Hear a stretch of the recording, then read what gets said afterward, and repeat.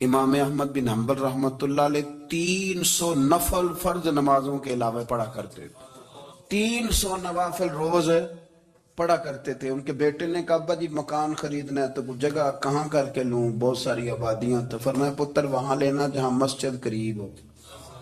میرے رسول کریم سید عالم صلی اللہ علیہ وسلم اتنا پسند کرتے مسجد کو، اتنا پسند کرتے نماز کو کہ رسول کریم صلی اللہ علیہ وسلم تہجد کی نماز بھی پڑھتے، پھر حضور فجر کی نماز بھی پڑھتے، نبی پاک وتر کو الگ کر کے پڑھتے، عشاء کے ساتھ نہیں پڑھتے۔ یہ تو ہم اس لیے اجازت دی ہمارے بزرگوں نے کہ بعد میں اٹھے گا کون علیحدہ وتر پڑھنے کے لیے، عشاء کے ساتھ پڑھ لے۔ وتر پڑھتے، تہجد پڑھتے، فجر پڑھتے، اشراق پڑھتے، چاشت پڑھتے، پھر مغرب کی نماز کے بعد 6 رکعت اوابین پڑھتے، پھر رات کو صلاۃ اللیل پڑھتے۔ سیدہ عائشہ صدیقہ کہتی ہیں زمانہ سو جاتا اور میرے رسول مصلی بچھا کے کھڑے ہو جاتے۔ او یار کھیتی باڑی کر کے نہیں، محنت مزدوری کر کے نہیں، جناب عائشہ کہتی ہیں میں یہ بھی دیکھتی کہ حضور ایک آیت شروع کرتے تو ساری رات اسی کو پڑھتے، اور میری نظر جاتی تو قدم مبارک پہ ورم آ جاتا۔ یار نماز پڑھ پڑھ کے، اتنی مشقت کر کے، اتنی جد و جہد کر کے ورم آ گیا، یا رسول اللہ اتنی محنت کیوں کرتے ہو؟ فرمایا افلا اکون عبدا شکورا، کیا میں اپنے رب کا شکر گزار بندہ نہ بنوں؟ صحابہ کا ذوق عبادتوں کا، ریاضتوں کا، تلاوتوں کا، طبیعت ہے ان کی، وہ ایک دوسرے کو، حضرت مولا علی شیر خدا کرم اللہ تعالیٰ وجہ الکریم کے زمانے میں روم کے بادشاہ نے کہا یار یہ مسلمانوں کا پتہ تو کرو، یہ آخر کیوں اتنے زیادہ مجاہد ہیں؟ اس زمانے میں جاسوس بھیجنے کا مزاج تھا، اب تو جاسوس پکڑا جاتا ہے، اب تو جاسوس ہے، اور جاسوسی کا شوق ویسے آج بھی ہے۔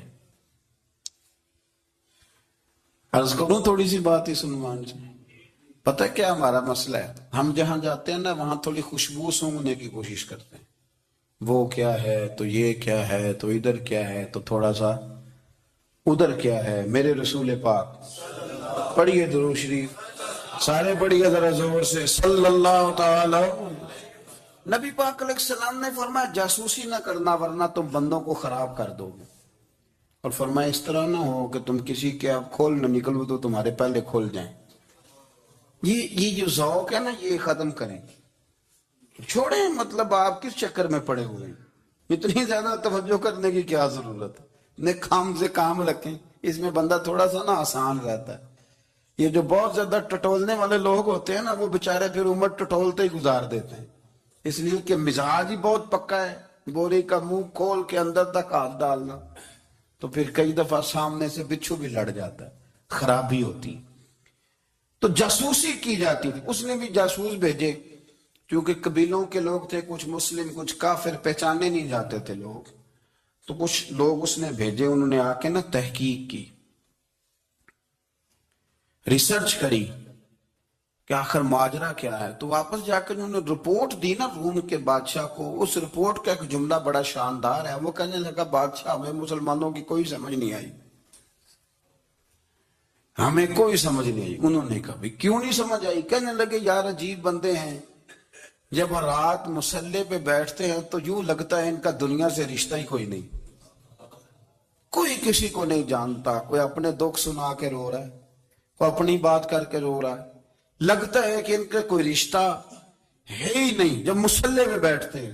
اور فرمایا جب سویرے یہ جہاد کرنے نکلتے ہیں تو لگتا ہے ان سے زیادہ دلیر ہی کوئی نہیں۔ حالانکہ جو مسلوں پہ رونے دھونے کے لوگ ہوتے ہیں وہ کئی دفعہ جہاد میں کام نہیں کرتے، لیکن عجیب لوگ ہیں کہ رات کے راہب ہیں، دن کے مجاہد ہیں، کوئی سمجھ نہیں آتی۔ میرے عزیز ان لوگوں نے مصلی آباد کر کے رکھا، تلاوتیں ان کا ذوق رہی، منظر روز پڑھنا، اسباق پڑھنا، وظائف پڑھنا، یہ ان کا ذوق رہا۔ اعلیٰ حضرت بریلوی رحمت اللہ نے 1000 کتاب لکھی ہے، لیکن الوظیفۃ الکریمہ کے نام سے جو وہ صبح و شام وظائف پڑھتے تھے وہ الگ انہوں نے ان کو بیان کیا، پابندی کے ساتھ اپنی اللہ اللہ کرتے تھے۔ شیخ شہاب الدین سہروردی رحمت اللہ علیہ اس پر ایک بندے نے اعتراض کیا، اس نے کہا جی آپ کس قسم کے صوفی ہیں، مرید بیٹھے ہیں اور آپ وہاں نفل پڑھ رہے ہیں؟ یہ بھی بڑا مسئلہ ہوتا ہے نا، جو بندہ ملنے آتا ہے وہ اپنے ٹائم کے حساب سے آتا ہے، اور پھر اس کا یہ بھی خیال ہوتا ہے کہ پیر صاحب جو ہیں وہ چونکہ درویش ہیں تو نہ انہیں روٹی کھانی چاہیے نہ سونا چاہیے، چونکہ وہ درویش ہیں، اور ہم چونکہ درویشوں کے ماننے والے ہیں لہذا ہمارا یہ طریقہ ہونا چاہیے کہ جیسے ہم کہیں درویش ویسے ہی کر جائے، حالانکہ جس کو آپ درویش کہیں گے آپ اس کی مانیں گے، آپ منوائیں گے نہیں، تمہارا مزاج ہوتا ہے۔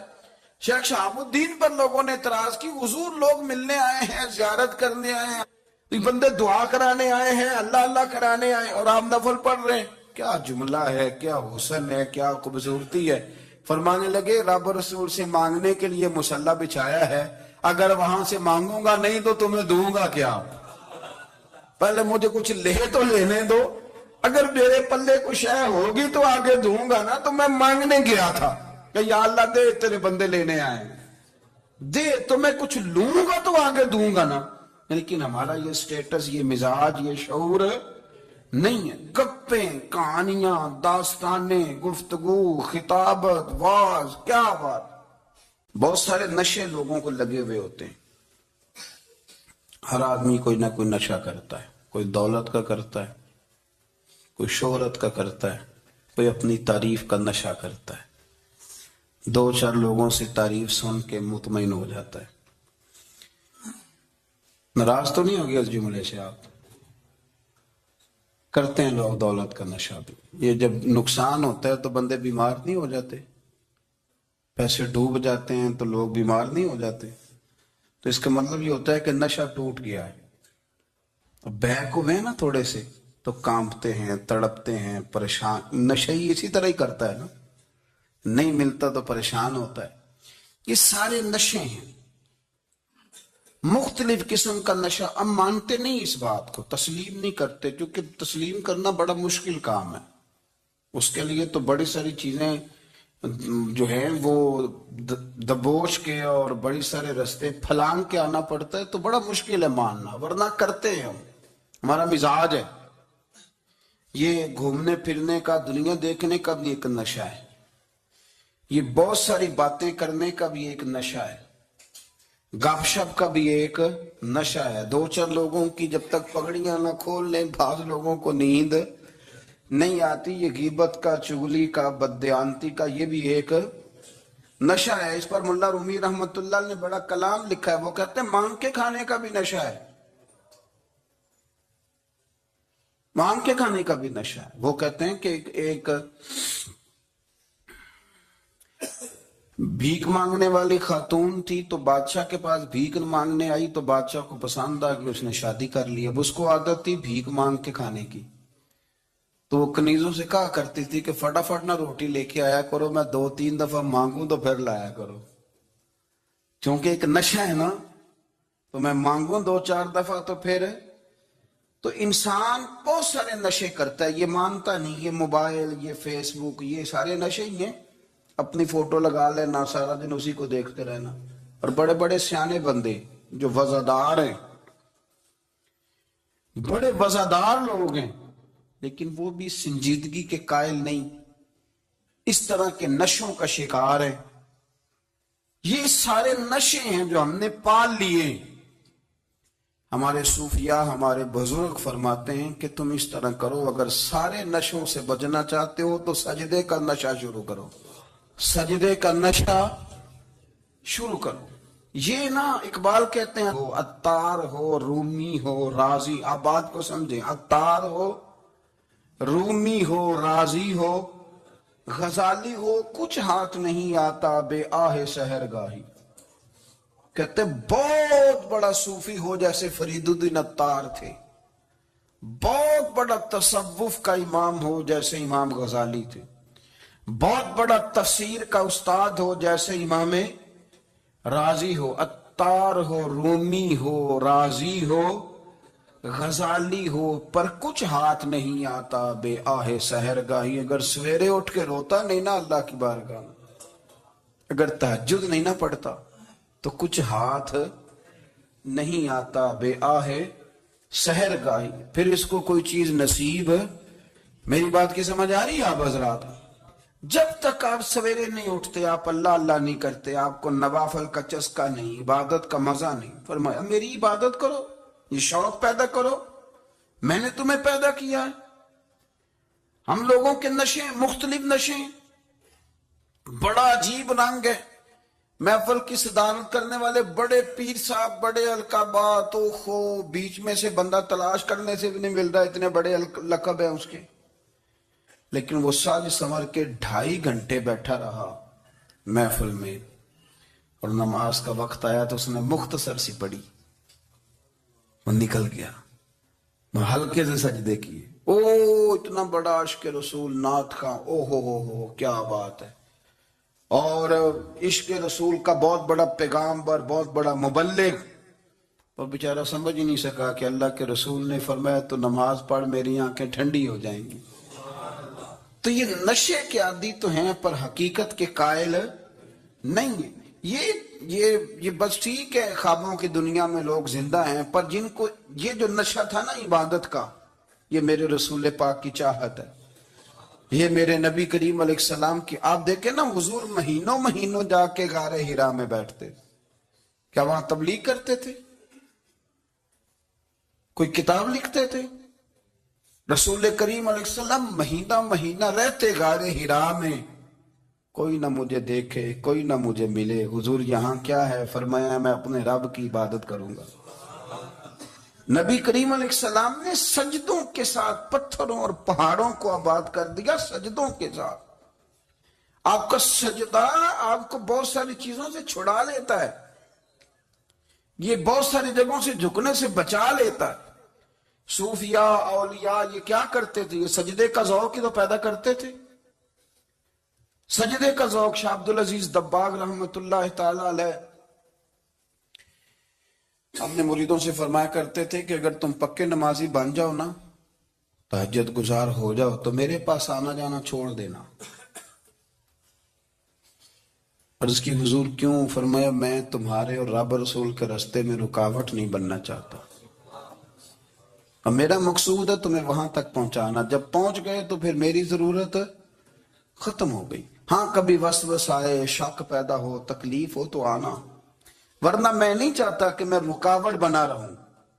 تم اللہ اللہ کرو، اس مالک کو راضی کرو۔ میرے رسول پاک علیہ وسلم نے فرمایا بندہ اللہ کے سب سے قریب اس وقت ہوتا ہے جب وہ سجدے کی حالت میں ہوتا ہے۔ کس کے قریب ہوتا ہے؟ اللہ کے سب سے قریب ہوتا ہے، وہ بڑا نیڑے ہے رب کے، بڑا قریب ہے، اس لیے کہ وہ حالت سجدہ میں، وہ جب سجدے کرتا ہے نا اس کی بارگاہ میں جب جھک جاتا ہے۔ آپ ذرا سجدے کی کیفیت دیکھیں نا، زبان بھی یہاں ہے، آنکھ بھی یہاں ہے، کان بھی، عقل بھی ساری، اس نے سارا کچھ رکھ دیا سجدے۔ آپ وہ کبھی پیچھے جائیں تو دیہاتوں میں کہا جاتا تھا ناک سے نکیریں نکالو، بہت بڑی سزا ہوتی تھی نا، ناک سے نکیریں نکالو، بڑی سزا ہوتی تھی۔ تو اس نے کہا مالک مجھے کسی نے کہا نہیں، پر دیکھنا میں نے رکھ دی ساری عقل سجدے میں، اور رکھ کے کہا کیا؟ سبحان ربی یا اللہ میں پست ہوں تو اعلیٰ ہے، اللہ تو میرا رب ہے اور تو سب سے اعلیٰ اتنا۔ اور فرمایا جب یہ اس کیفیت میں ہوتا ہے تو پھر یہ اپنے رب کے قریب ہوتا ہے۔ کثرت عبادت، نوافل۔ ہمارے ہاں عمرے کی قرآن اندازی محفلوں پہ ہونے لگ گئی ہے، حالانکہ حدیث سے ثابت نہیں۔ میں دوستوں سے کہتا ہوں جائز ہے، کرنی چاہیے، عمرے کی قرآن اندازی جائز ہے، پر کسی حدیث میں نہیں آئی کہ قرآن اندازی کرو عمرہ کرو۔ حدیث میں قرآن اندازی یہ آئی ہے کہ نبی پاک علیہ السلام نے فرمایا تمہیں پتہ چل جائے نا پہلی صف کا ثواب کتنا ہے، تم قرآن اندازی کرو۔ عمرے کی قرآن اندازی کا تو پوسٹر چھپتا ہے، تو یہ والی قرآن اندازی کب ہونی ہے؟ ہونی چاہیے کہ نہیں؟ حضور نے فرمایا تمہیں پتہ چلے کہ اس کا ثواب کتنا تو تم قرآن اندازی کرو، تم قرآن ڈالو۔ جب آپ نماز پڑھ رہے ہوتے ہیں، جب آپ کا مصلی آباد ہوتا ہے، صلاح الدین ایوبی ایک بزرگ سے ملاقات ہو گئی، بیت المقدس پر قبضہ تھا عیسائیوں کا، تو صلاح الدین بڑے پریشان تھے۔ بابا جی کہنے لگے پتر کیا ہوا؟ کہنے لگے حضور پتہ چلا ہے دشمن کے 2 بحری بیڑے اسلحہ لے کے آ رہے ہیں۔ مسلمان پہلے ہی کمزور ہیں، اور اب اگر 2 بحری بیڑے اور آ گئے تو حضور مسئلہ بن جائے گا۔ تو میں پریشان ہوں کہ کس طرح یہ کم مسئلے والی ہماری فوج ہے کیسے مقابلہ کرے گی۔ تو بابا جی کہنے لگے پتر اس طرح کرنا، آج رات تو بھی دعا کرنا اور میں بھی کروں گا، تو بھی دعا کرنا، آپ ناراض نہ ہونا، ہم تو پیروں والے، ہم تو پیروں کے نوکر غلام ہیں، ہمارا تو گزارا ہی نہیں، ہمیں تو ملتا ہے سارا کچھ وہاں سے۔ پر میرا سوال یہ ہے کہ تعویذ لینے جاتے ہو نفل کیوں نہیں پڑھتے؟ رات اللہ اللہ کیوں نہیں کرتے؟ یہ بھی تو ہمارے بزرگوں کا ہی طریقہ ہے، انہوں نے تو ہمیں سکھایا ہے۔ صلاح الدین ایوبی سے بزرگوں نے کہا کہ رات آج نا اللہ اللہ کرنا، تو میں تیرے لیے دعا کروں گا، تو بھی دعا کرنا۔ تو بندہ جب دکھی ہوتا ہے تو سجدہ کرتا ہے، تو پھر ہی تو مصلی بھیگ جاتا ہے، پھر ہی تو مزہ آتا ہے۔ سکھی بندہ تو کعبے جا کے نہیں روتا، دکھی تھے، تکلیف تھی، تو سر رکھا سجدے میں تو تڑپ گئے۔ اور وہ بابا جی کہتے ہیں میں مسجد آیا تو صلاح الدین چیخیں مار کے رو رہا تھا اور کہہ رہا تھا مالک میں کوئی اپنی شان کے لیے تو نہیں نہ لڑ رہا، اللہ کو میں کوئی قبضوں کے لیے تو نہیں لڑ رہا، مالک تیرے لیے لڑ رہا ہوں، مجھے بے آبرو نہ کرنا، میری مدد فرمانا۔ کہتے میں آیا تھا کہ مسجد میں دعا کروں گا، پر صلاح الدین ایوبی کو روتے دیکھا تو میں لوٹ گیا۔ تو سویرے صلاح الدین ملے تو بڑے خوش تھے۔ میں نے کہا پتر کیا ہوا؟ کہنے لگے حضور وہ بحری بیڑے 2 آ رہے تھے نا اسلحہ لے کے، دونوں ڈوب گئے پانی میں ڈوب گئے۔ تو بابا جی کہنے لگے صلاح الدین وہ پانی میں نہیں ڈوبے، وہ تیرے آنسوؤں میں ڈوب گئے، وہ غرق ہو گئے، وہ جو تو نے مسلح بات کیا تو وہ تیرے آنسوؤں میں ڈوب گئے، وہ غرق ہو گئے، وہ تباہ، اتنے قیمتی تھے تیرے آنسو کے، بہا لے گئے دشمن کے بحری بیڑوں کو۔ میرے بھائی ٹھیک ہو گیا جی، میرے عزیز سمجھ لیں اس بات کو ہمیشہ کے لیے، اور اس پر غور کرنے اچھے طریقے سے کہ میرے رسول کریم سید عالم صلی اللہ علیہ وسلم نے نا ہماری توجہ دلائی، حضور نے ہمیں بتلایا، ہمارا ذوق بڑھایا عبادت کی طرف۔ ایک صحابی تھے حضرت ابو فاطمہ رضی اللہ تعالیٰ عنہ، یہ ترمذی شریف کی حدیث ہے۔ نبی پاک علیہ السلام نے فرمایا ابو فاطمہ قیامت کے دن مجھ سے جلدی ملنا چاہتے ہو کہ دیر کے ساتھ؟ تو کہنے لگے حضور کون ہوگا جو دیر سے ملنا چاہے گا، ہم نے تو جان دے دی وعدہ دیدار پر۔ اعلیٰ حضرت فرماتے ہیں جان دے دی وعدہ اور نقد اپنا دام ہو ہی جائے گا۔ مجھے لگتا ہے کہ یہ سودا نقد و نقد ہو جانا ہے، چونکہ ہم نے جان دے دی وعدہ دیدار پر۔ آپ نے وعدہ کیا تھا کہ مریں گے تو پھر زیارت ہوگی، تو مر گئے ہم زیارت کی خاطر۔ جان دے دی وعدہ دیدار پر، تو نقد اپنا دام ہو ہی جائے گا۔ اے رضا ہر کام کا ایک وقت ہے، دل کو بھی آرام ہو ہی جائے گا۔ تو حضرت ابو فاطمہ رضی اللہ تعالیٰ عنہ سے نبی پاک صلی اللہ علیہ وسلم نے فرمایا جلدی ملنا چاہتے ہو کہ دیر سے؟ عرض کی حضور فٹافٹ ملنا ہے، میں نے قیامت کے دن آپ سے جلدی ملنا ہے۔ تو نبی پاک علیہ السلام نے فرمایا پھر اس طرح کرنا، دنیا میں رہ کے سجدے زیادہ کرنا، پھر سجدے زیادہ کرنا، قیامت میں ملاقات جلدی ہو جائے گی، قرب ملے گا تمہیں۔ اپنے بچوں کے اندر دیکھیں نا، ہم شوق پیدا کرتے ہیں، ہمیں صحیح لفظ نہیں بولنے آتے، پر ہم بچوں میں شوق پیدا کرتے ہیں کہ پتر ڈاکٹر بن جائے گا تو بڑا نفع کرے گا، تو لوگوں کی خدمت کرے گا، ملک و ملت کی خدمت کرے گا، تیرے ابا کا نام روشن ہوگا، تیرے دادا کی تعریفیں ہوں گی۔ ہم یہ ذوق پیدا کرتے ہیں، ہم اپنے نوجوانوں کے اندر یہ فکر پیدا کرتے ہیں، انہیں ہم سمجھاتے ہیں کہ میاں جب تم پڑھو گے، محنت کرو گے تو فلاں آدمی کی طرح تمہارا نام ہوگا۔ یہ جتنا ذوق ہم بچوں کے اندر ان چیزوں کا پیدا کرتے، ہمیں حکم ہے کسی طرح ہم ذوق پیدا کریں کہ پتر نماز پڑھے گا تو اللہ راضی ہو جائے گا، تو سجدہ کرے گا۔ دیکھیں نا میرے رسول کریم علیہ السلام نے فرمایا 7 سال کے بچے کو مسجد لے کے جاؤ، یعنی اسے شوق دلاؤ، اس کے اندر یہ خاصیت پیدا کرو کہ اس کا دل کرے مسجد میں جانے کا، اس کے اندر یہ خصوصیات لاؤ کہ وہ ہمارے ہاں نا ہر چیز کو پرموٹ کیا جا رہا ہے، ہر چیز کو یعنی سر سنگیت سکھانے کے لیے اکیڈمیاں بن گئی ہیں، ہر شے پرموٹ ہو رہی ہے، عبادت کا جذبہ کم ہوتا جا رہا ہے، اللہ کا ذوق ہمارے اندر نہیں رہا۔ اور اتنا مشکل ہم نے اپنے لیے بنا لیا ہے کہ وہ بندہ جو بڑی زبردست مذہبی گفتگو کر رہا تھا اور تگڑی بات کر رہا تھا، کیا بات ہے، لیکن نماز کے بارے میں کمزوری دکھا جاتا ہے، نوافل کے بارے میں وہ چپکے سے نکل جاتا ہے۔ امام احمد بن حنبل رحمت اللہ تعالی علیہ، مسند امام احمد بن حنبل 14 جلدوں میں ہے مارکیٹ میں، اور مجھے تو خیر پسند ہی پڑی ہے، میں نے تو کئی دفعہ پڑھی ہے، اور کیا بات ہے امام احمد بن حنبل کی، کیسے تگڑے قسم کے محدث تھے، اور اللہ نے کتنا انہیں اعزاز عطا فرمایا ہوا تھا، یہ کوڑے بھی کھاتے تھے دین کی خاطر، سارا کڑتا لہو سے بھر بھی جایا کرتا تھا، بڑا اعزاز والا شخص تھے، بڑے اعزاز والے، حدیثیں جمع کرنا، حدیثیں لکھنا، حدیث پڑھانا، سارا دن رہتے تھے، کہہ سکتے تھے کہ میں کر تو رہا ہوں کام، اور حدیث بھی موجود ہے کہ عالم عابد سے افضل ہوتا ہے، پر اس کے باوجود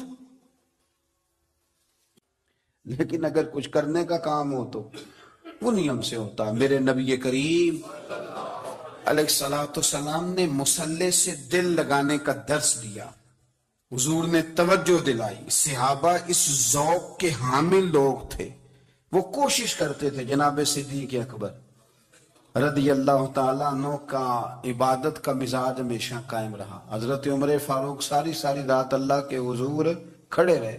حضرت عثمان غنی رضی اللہ تعالیٰ عنہ عشاء کی نماز پڑھ کے 2 رکعتوں کی نیت باندھتے تھے، 15 سپارے پہلی رکعت میں پڑھ دیتے تھے، اور 15 سپارے قرآن مجید کے دوسری رکعت میں پڑھ دیتے تھے۔ آپ نے نا حضرت عمر فاروق کے وصال کے بعد ان کی ایک بیوہ سے نکاح کیا، حضرت عثمان غنی نے نکاح کیا۔ وہ خاتون آپ کے نکاح میں آئی تو عرض کرنے لگی، امیر المومنین میرے لیے اعزاز تو بہت ہے کہ میں امیر المومنین کی بیوہ تھی تو امیر المومنین کی منکوحہ ہو گئی ہوں، لیکن حضور نہ تو میں جوان ہوں کہ میرے اندر رغبت ہوتی، اور نہ میں اب اس قابل ہوں کہ کوئی خدمت کر سکوں، میرے ساتھ نکاح کی وجہ کیا بنی؟ تو عثمان غنی رو پڑے، فرمانے لگے میں نے عمر فاروق کو مسجد میں اپنے رب سے ڈرتے ہوئے دیکھا، میں نے اسے روتے ہوئے دیکھا ہے، عدل کرتے دیکھا ہے، انصاف کرتے دیکھا ہے، امت کی خیر خواہی کرتے دیکھا۔ تمہارے ساتھ نکاح اس لیے کیا ہے کہ تم مجھے یہ بتاؤ کہ عمر فاروق گھر کے اندر اپنے رب کو کیسے راضی کرتے، گھر کے اندر کیسے راضی کرتے تھے، وہ طریقے بتلاؤ، تم بتاتی جانا، اور میں بھی اسی طرح گھر میں عبادت کروں۔ میرے رسول کریم علیہ السلام نے ارشاد فرمایا، حضور فرمانے لگے جس گھر میں اللہ کا ذکر ہوتا ہے وہ گھر زندوں کا ہے، اور جس گھر میں رب کریم کا ذکر نہیں ہوتا وہ گھر زندوں کا نہیں ہے۔ گھر نا ہم نا کتابوں میں پڑھتے ہیں کہ ایک بزرگ کہتے ہیں، حضرت فضیل بن ایاز کہتے ہیں کہ میں ایک گلی سے گزر رہا تھا تو گھر کے اندر کسی قاری صاحب نے قرآن کی آیت پڑھ دی، وَلِمَنْ خَافَ مَقَامَ رَبِّهِ جَنَّتَانِ، میں تے میرے کانوں سے ٹکرائی تو اللہ نے میری کایا ہی پلٹ دی، میں توبہ کر گیا۔ اب گھر کے اندر سے آواز آئے تو صحیح نہ تلاوت کی، پر اندر سے آواز آتی نہیں، یا ڈیک بجنے کی آواز آتی ہے، یا ٹی وی چلنے کی آواز آتی ہے، یا دھوم مچانے کی آواز آتی ہے۔ عبادت کا وہ جو خاص شوق تھا، وہ جو حسن تھا، وہ جو توانائی تھی، وہ جو بات تھی۔ ایک جگہ پہ ہم بیٹھے تھے تو وہاں ایک صاحب آئے اور انہوں نے آتے ہی کہا کہ مہربانی کریں ذرا مجھے مصلی دے دیں، میرے نہ کچھ نفل رہ گئے۔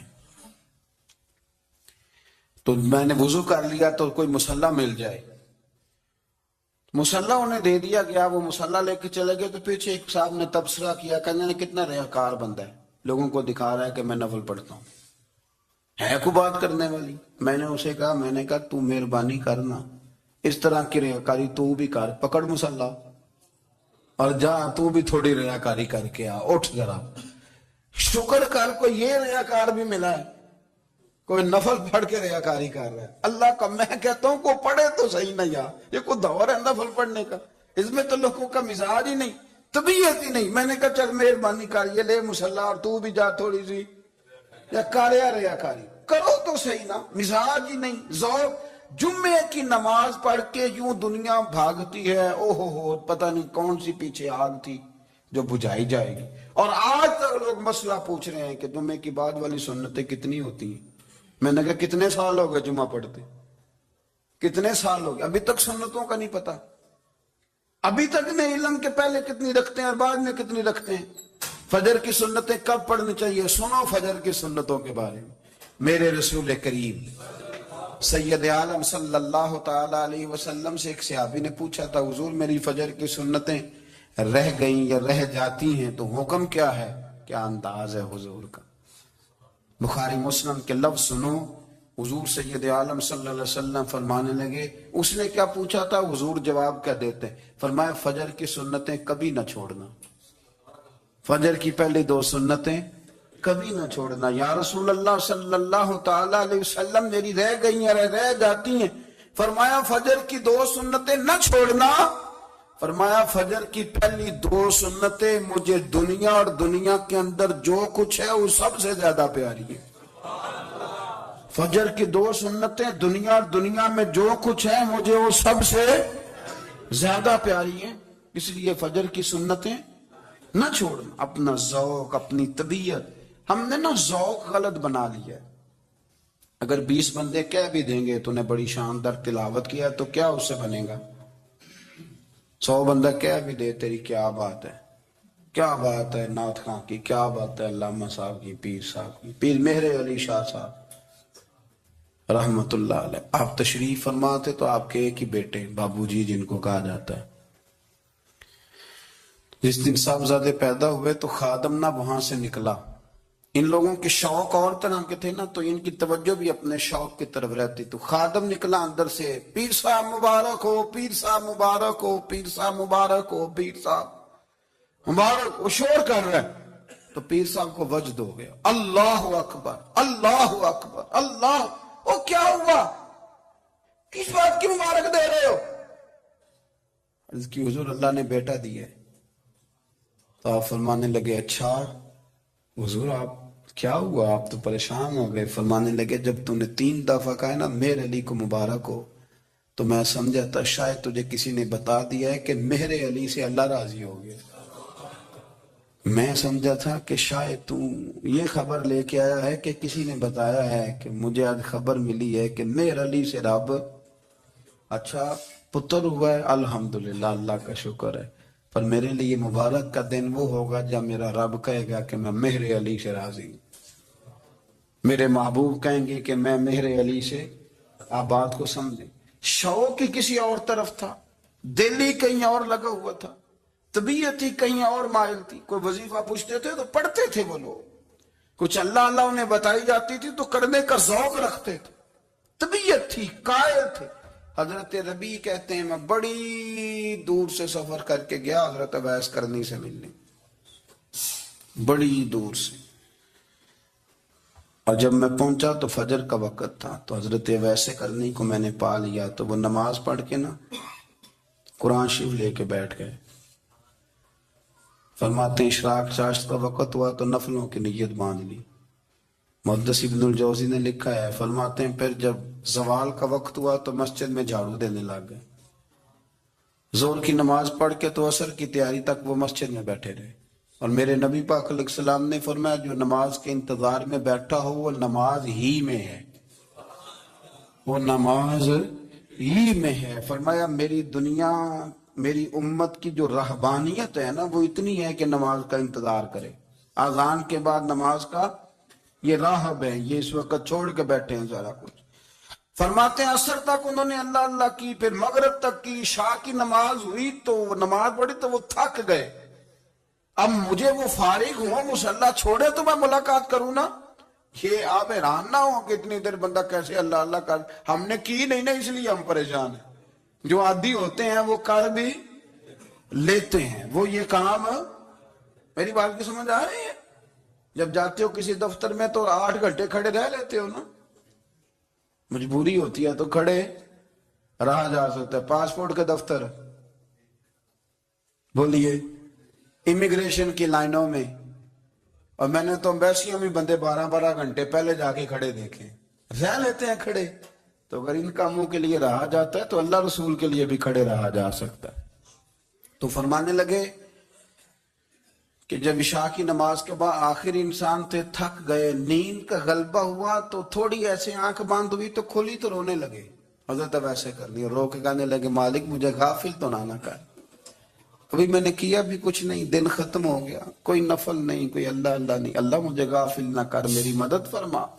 فرماتے ہیں جب وہ روئے تو میرے ساتھ جو شخص تھا، میں نے کہا اٹھو چلیں، کہنے لگا حضور ملنا نہیں، فرمایا جو میں لینے آیا تھا وہ مجھے مل گیا ہے، جو میں ان سے سیکھنے آیا تھا وہ مجھے نصیب ہو گیا، اب اور میں نے کیا لینا، ختم ہو گئی بات، اٹھو چلیں۔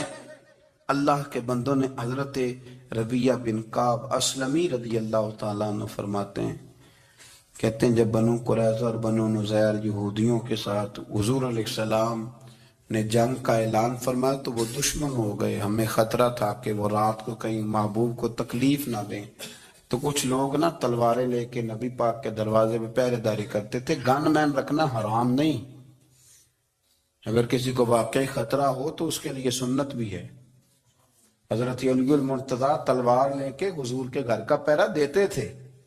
حضرت ربیہ بن کعب اسلمی رضی اللہ تعالیٰ عنہ فرماتے ہیں کہ رات میری ڈیوٹی تھی کہ میں حضور کے گھر کا پہرا دوں گا، تو فرماتے ہیں میں باہر سن رہا تھا، ساری رات ہی میرے نبی پاک نے اللہ کی تسبیح پڑھی، ساری رات، کبھی تسبیح، کبھی تحلیل، کبھی تحمید، کبھی تکبیر، ساری رات۔ فرماتے ہیں ساری رات حضور پڑھتے رہے اور ساری رات ہی میں سنتا رہا، مجھے اونگ آ گئی، میری آنکھ لگ گئی، حضور ابھی پڑھ رہے تھے، میں تھک کے سو گیا، اور فرماتے ہیں جب میری آنکھ دوبارہ سے کھلی تو میرے کانوں میں پھر کوئی چیز گونجی، تو میں نے کان لگایا تو میرے حبیب ابھی بھی اللہ کو یاد کر رہے، ساری رات حضور رب کی عبادت کرتے۔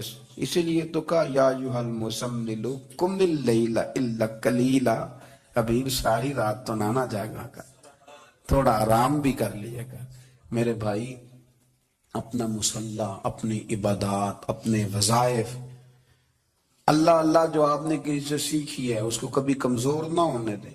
شجرہ شریف جو کسی بزرگ سے آپ لے لیتے ہیں تو کیا رسم ہے کوئی؟ اس پہ کچھ لکھا ہوتا ہے، وہ پڑھنے کے لیے دیا جاتا ہے، اس پہ لکھا ہوتا ہے کہ یہ اللہ اللہ آپ نے کرنی ہے۔ ساری زندگی کسی اسکول میں داخل ہو گئے اور وہاں جا کے آپ نصاب ہی نہ پڑھیں، کتاب ہی نہ کھولیں تو پاس ہو جائیں گے؟ وہ کہتے ہیں میں 20 سال جاتا رہا ملا کچھ نہیں، تو آپ نے لیا کیا ہے؟